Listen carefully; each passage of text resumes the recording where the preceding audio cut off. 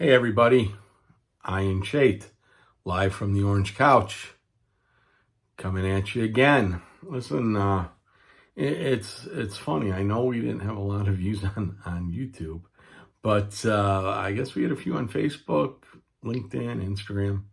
A few people have been writing me, and I've always mentioned that I had a cure for our immigration problem, and it is a problem. And it's not just a right problem, it's not just a left problem, it's an American problem. And I can't picture any of those yo-yos in Washington dynamic enough to want to fix it. So I'm going to tell you my take on it. And now some of you that are on the right are going to be very upset. Some of you that are on the left are going to be very upset. This plan has parts of both, which, like I say, again, is almost impossible to do in this day and age. But, we've had so much violence and so much animosity and that whole shadow economy, that's one step above slavery. My thoughts. If you're not putting money away for savings, if you're just working for bills and room and board and food, and you're not putting any away for savings, well, then you're basically a slave because you're not paying yourself anything. You got to pay yourself first. But here's my thoughts on immigration, and we've tried to do some stuff in Arizona. We passed some Sheriff Joe stuff, that SB 1040 we had, which didn't work. And what it did was, if you didn't have documentation, you couldn't get a driver's license. So, of course, as anybody that would get pulled over at 2 a.m, that was not only going to lose his car, but his freedom, but his family, but his home, plus his job, plus get sent back to wherever he came from. I'd come out of my car shooting too if that was the case. Can't really blame them. So they started giving people their driver's license back to protect police, and that's the right thing to do. It may not be what you want to happen, but it's the right thing to do. It keeps people safer. It's less prone to push people towards extreme violence towards police and others. So here's my take on the whole thing. Now, we're spending all this money on places like Alligator, Alcatraz, and that's just another jail with a nickname. It's just another detention center. And now, from what I hear, a lot of marijuana offenders are going to not be offenders anymore. So we might have some pretty empty detention centers that we could use for immigration. But I'm going to go the other way. I suggest in the states that are the hot spot, Texas, New Mexico, Arizona, Eastern California, we have a port of entry there on the state line. Now, I've seen these big communities that we've built that, they're basically military bases, like in Riyadh. They were in the news lately because they were having some issues after Iran was playing with us a little bit. And, I remember seeing they had huge, tall buildings of housing, almost like the tenements like Cabrini Green in Chicago. And it was a huge community, and they had this big administration building in the center, and we could just duplicate that. We could build one of those. And we have a family come in. It's going to take us 6 weeks to vet them. We find out if they were a criminal in any other country. They find out if they have any ties to terrorists or gangs or anything else. And odds are these are going to be families. People in their early 30s, kids before preschool, 3-4 years old, whatever. And they're coming to America to make a better life. So we house them for 6 weeks, and we keep vetting them. And in this administration building, while we're vetting them, we have English classes, we have American history classes, we have vocational training, how to fill out your tax documentation and how to look for a job and all that minor stuff, because odds are these people have a relative somewhere else. I know a lot of people wind up in Chicago with their cousins, from knowing Chicago the way it is, or LA, San Francisco, any of the sanctuary cities. There's undocumented workers getting help from family members. And let's call them undocumented people. We don't have to call them immigrants. We don't have to call them aliens. We don't have to call them illegal. But let's remind ourselves that crossing over our border without the proper documentation is a crime. Now, they might not be violent criminals, but they're still committing a crime. And that's basically what ICE is working on, as unfair as it is. And yeah, we're losing a lot of good people. So let's get them housed. Let's get them in this community. We'll get them some English lessons, American history, some vocational stuff. And after 6 weeks, we'll know if they're right to become a path to citizenship. Now, you say, this costs a lot of money. Yeah, it does. So you know what we do?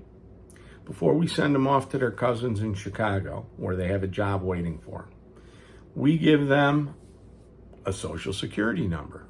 A Social Security number with a time clock on it, where that family pays more income tax than if they were born here. Could be a little, could be a lot. It's up to you. But they pay a higher tax rate than you pay if you were born here. You could call it a cover charge tax, for lack of a better word. But this way, Social Security is going to continue and be flush. Our deficit is going to have a big chunk taken out of it. And we could even give some of the business owners a little bit of their end of the withholding tax. They don't have to pay all of it. Because these people will be paying for it. And it doesn't go on forever. It goes on for 10 years. It goes on 6 years. I would say 10. I like 10. 10's a nice round number. So especially, and it should probably be as how old you are. If somebody's coming over in their 80s, well, they ain't working, so it doesn't matter. And this way, they're legal. They get to enjoy the American experience. The dream. Let's face it, right now, there's billions and trillions of dollars coming in for manufacturing, but it's going to take a few years to build all them plants to manufacture stuff. The best thing that we manufacture is produce, is grown in our farms, which again, a lot of undocumented workers are helping with distribution and gathering and production and everything else.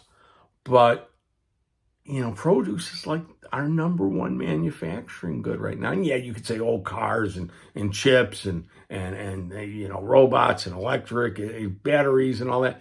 Bullshit. It's produce. And we're actually paying farmers to not grow the stuff to keep the market high. Half the country is going to bed hungry at night, and we're paying people not to grow more food. Is that crazy? It's crazy. It's crazy. It's ludicrous. So how do we bring more consumers? Because you can ship that stuff halfway across the world. It'll take 3 or 4 days. It'll get hung up in quarantine and customs from the other countries. And now there'll be some tariffs put on it. And by the time you get to it, by the time it gets to, halfway around the world, it's rotten. Or it's not as fresh as it would be as if you walked into Fry's Foods and picked out some lettuce or some melons or whatever, grapes. It's not going to be as fresh. as it is there.